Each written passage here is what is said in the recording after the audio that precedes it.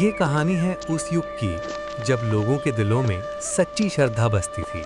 जब भगवान से मिलने के लिए पत्थर के मंदिर नहीं, बस सच्चे मन की जरूरत होती थी। एक सच्चा भक्त वो नहीं जो भगवान को ढूंढे, बल्कि वो है जिसमें भगवान खुद दिखें। गांव छोटा था पर दिल बड़े थे। लोग सादगी में जीते थे और हर सुख दुख में भगवान का नाम लेते थे। उसी गांव में रहता था गोपाल, एक गरीब पर श्रद्धा से अमीर इंसान। भगवान सिर्फ मंदिर में नहीं रहते, वो सब जगह है, तुझ में और मुझ में भी। हमें इस जीवन के लिए उन्हें धन्यवाद देना चाहिए। गोपाल के पास धन नहीं था, पर उसके दिल में भक्ति का अनमोल खजाना था। उसके लिए भगवान कोई मूर्ति नहीं थे, वे उसके अपने थे, जैसे माँ बाप, जैसे सखा। हर सुबह वो सूरज निकलने से पहले उठता, फूलों को अपने हाथों से चुनता, दिया जलाता। वो मानता था भगवान पत्थर में नहीं, विश्वास में बसते हैं। इसी बात को लेकर गांव में उसका मजाक बन जाता था। गांव वाले हंसते, अरे गोपाल पत्थर से क्या बात करता है। पर गोपाल मुस्कुरा देता, क्योंकि वो जानता था जहां प्रेम और विश्वास होता है वहां पत्थर भी बोल उठते हैं। गांव वाले हंसते इस बात को लेकर।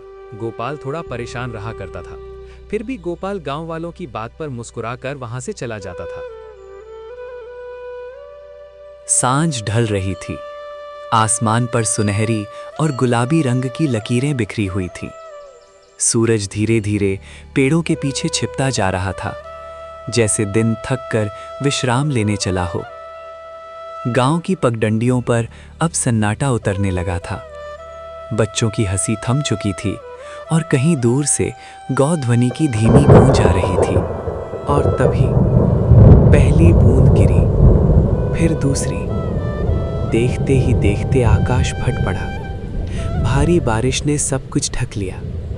हवा चीख रही थी, बिजली गूंज रही थी। मंदिर का दिया कांप उठा और एक आकाश में बादल उमड़ने लगे थे। हवा ने अपना स्वर बदल लिया था। पेड़ों की टहनियां झूलने लगी और दूर से बिजली की चमक आसमान को चीर रही थी।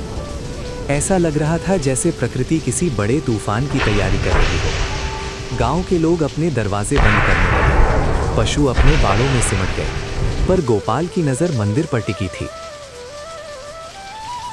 पर गोपाल उस अंधेरे में भी अडिग था।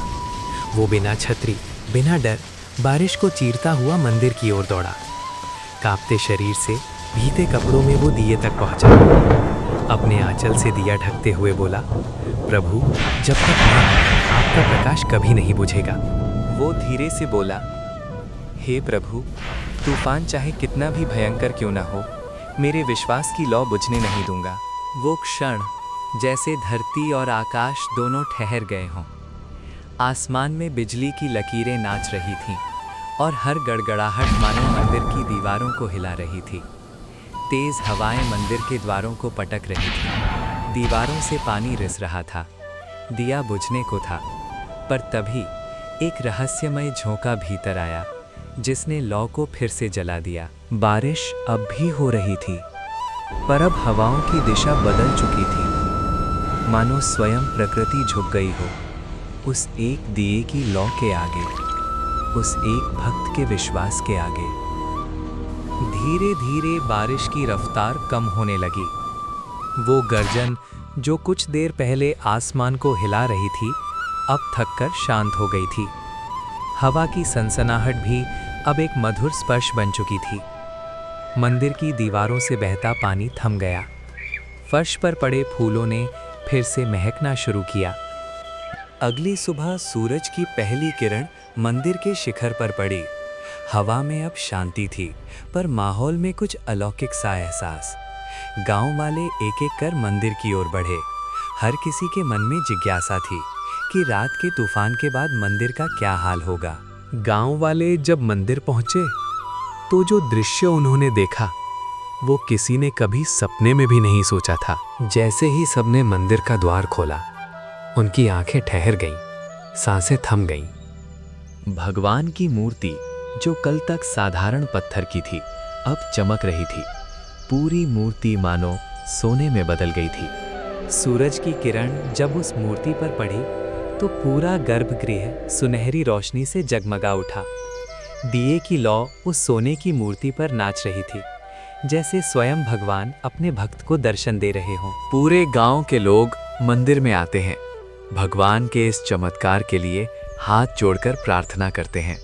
गांव वाले एक दूसरे की ओर देखने लगे। किसी की आंखों से आंसू झर रहे थे, किसी के होंठ कांप रहे थे। ये कैसे संभव है? पर गोपाल मंदिर के कोने में शांत बैठा था। भीगे कपड़ों में, नम आंखों से वो बस मुस्कुरा रहा था, क्योंकि वो जानता था जिस भक्ति में सच्चाई होती है, जिस विश्वास में प्रेम होता है, वहाँ पत्थर भी सोना बन जाते हैं और भगवान स्वयं प्रकट हो जाते हैं। वो मुस्कुरा रहा था, न गर्व से न आश्चर्य से, बल्कि उस सच्चे प्रेम से जो भक्त और भगवान के बीच होता है। क्योंकि वो जानता था जब भक्ति सच्ची होती है तो भगवान किसी न किसी रूप में उत्तर अवश्य देते हैं। समय बीतता गया, गांव में नए मंदिर बने, नए रीति रिवाज आए, पर वो सादगी, वो विश्वास धीरे धीरे खो गया।